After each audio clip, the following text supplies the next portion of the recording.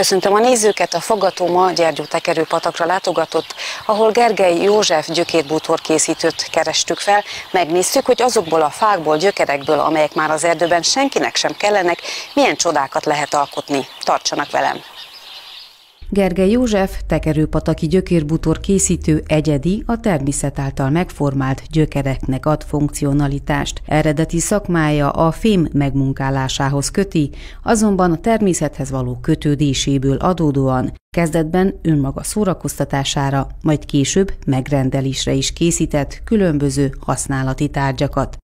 Minden egyes általa készített darab más és más, hiszen nincs két egyforma gyökér, erezet, faág, fadarab a természetben.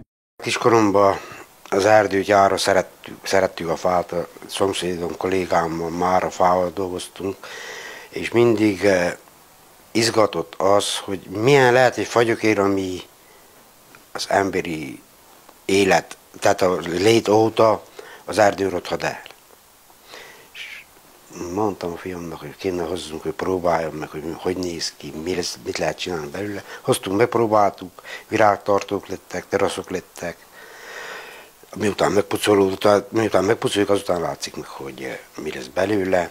Mindig vonzott, ha bár faszakmában dolgoztam, mindig vonzott a fa szeretete, a fa iránti tisztelet, ami a legősebb nyersanyag az emberiség. Amikor visszadták az erdőket, volt nekünk is egy kis erdőnk, a kaszálói bogosfát hazaztuk, nem tudtuk értékesíteni, és akkor azt mondtam, hogy csinálok belőle kerítés sast, oszlopot. Megpucoltam, és az volt az első munkám a fiamnál, a főút mellett a kerítés oszlopokat abból készítettem.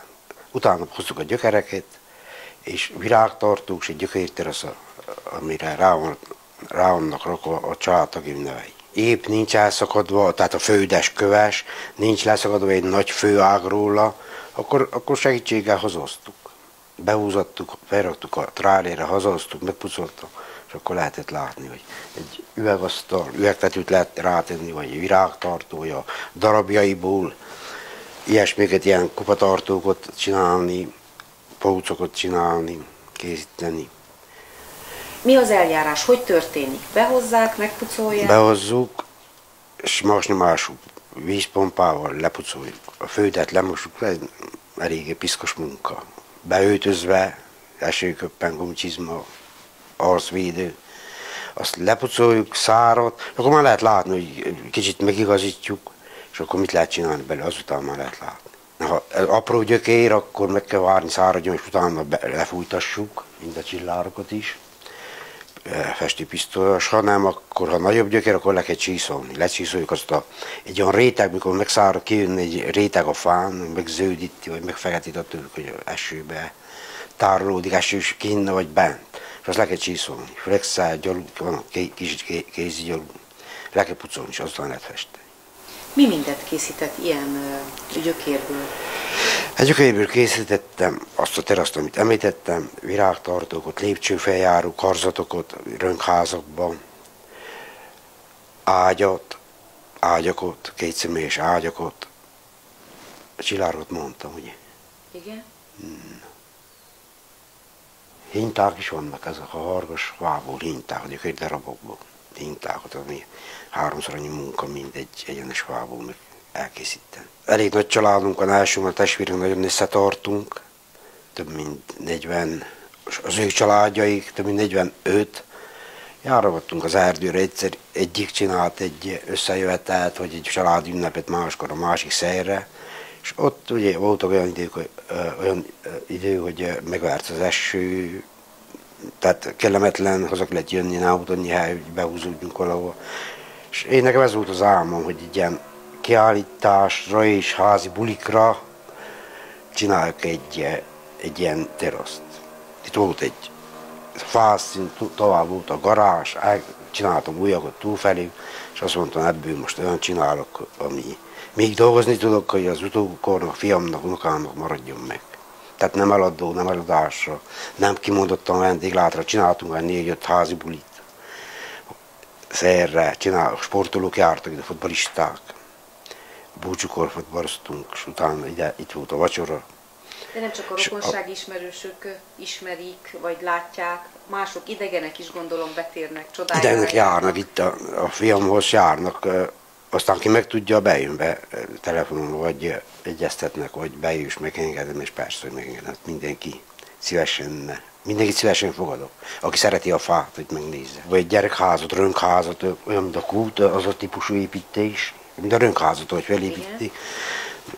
Hatalmas csodagokra felrakva, létrával, terasszal, gyökérből, ilyen teraszkarzattal, és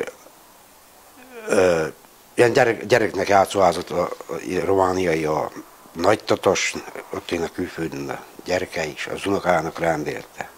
Nagy volt az öröm, mikor ide össze volt rakva, és jöttek utána, hogy néz ki. De Németországban. Aztán Brassó, Pojánna, még Bukarestbe is vittek ilyen virágtartót, ilyen hintákot, ilyen különleges hintákot, amelyik ilyen hargasvágból van, mint ott, amit tetszik látni is. Tehát egyedi, nem sablonra készült dolgot, a szék, és ezek is egyediek. Ami magamban csinálok, azt nem adom máshol. Mondtam, hogy a télen, vagy jövőben lesz idő, akkor készít. Még keresem meg. De én nem vállalom túl magamat, mert nincsen annyi idő. Ha egyet kell megcsinálni, ától az éjig, egy nap nem elég egy széknek.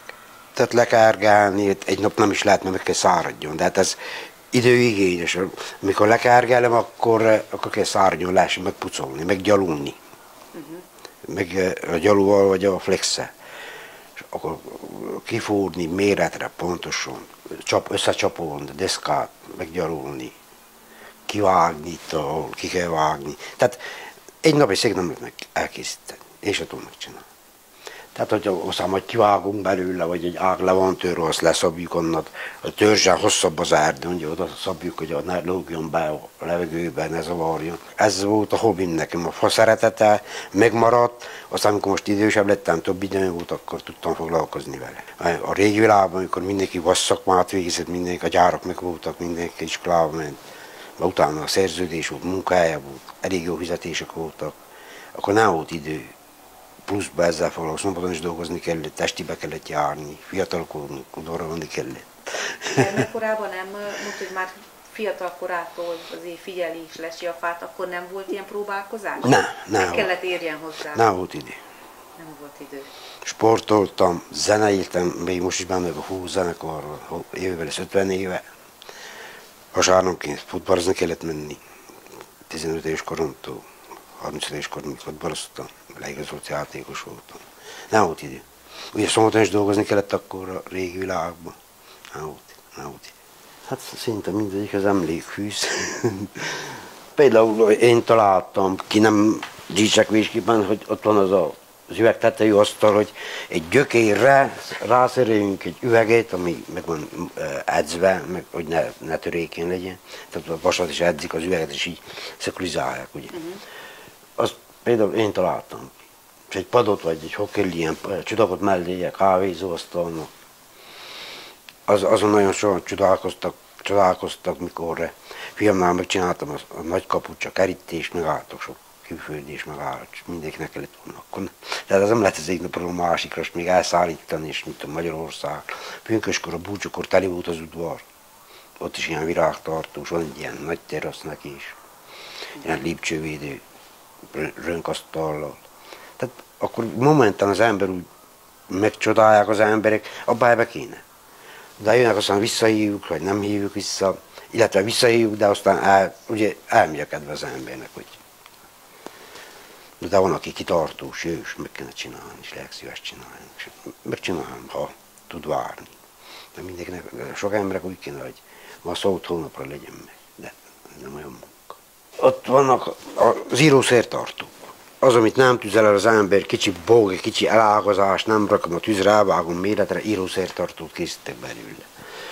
Van a tányérok. Tehát ez egy tányértartó szekrény, itt veszi el a tányért a vendég.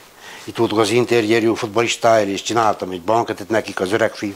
Ott ügyesen veszi el a flekkent, vagy ide ki van rakva a sütő, és megy ő lefoglal a helyet. Ez őt az éttermekben, a kantin, ahogy mondtam. A szekrény is milyen érdekes. A szekrény is, ez olyan bogos faj, például egy ilyen, ez az árja.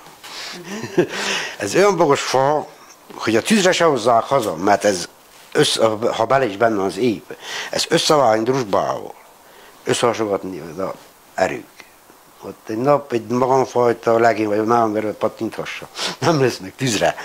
És én hazahoztam, kiszedtem a berit, kivágtam, összeraktam egy tányértartó szekre, egyedi. Alkotásait megcsodálják a falubeliek, de a távolabbról érkező vendégek is. Fiának házát nagyrészt az ő munkái díszítik, már a ház kapuja és kerítése is csak úgy vonzza a látogatókat.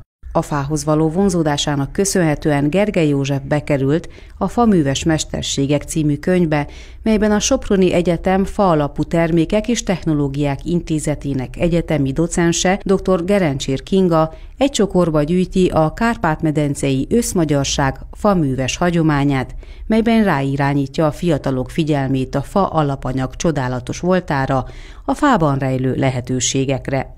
Egy folyóiratnak a Soproni Egyetem folyóiratjának a bedolgozója, dr. Gerencsér Kinga egyetemi tanárnő. Ő gyűjtötte, ezt a folyóiratban jelentek meg az évek hosszú során, és utána aztán csinálta az 50 Kárpát-medencei 50 faműves mesternek az életét írja le a munkásságát. Hát egy szép napon telefonált a fiam, hogy bement hozzá egy nő és egy férfi, és azt kérték tőle, hogy egyeztessen velem egy időpontot, mikor tudnának beszélgetni. Mondtam, jó, megegyezzük. És akkor itt voltak egy délután, és megmutattam, hogy elbeszélgettünk, megmutattuk, ott fenn ágyak vannak, lépcső van, rönklépcső. Akkor már volt ilyen asztal, szék, ez 2018-ban volt, azt hiszem. És aztán mondta a férfi, hogy azt hiszem megérte visszatérni. A könyv azért készült el, mint ahogy az előszó is említi a rektor úr, hogy a fiatalok szeressék meg a famunkát, ami ugye a legrégebbi mesterség. Ez a könyv vonzaná őket, hogy neki fogjanak nálunk.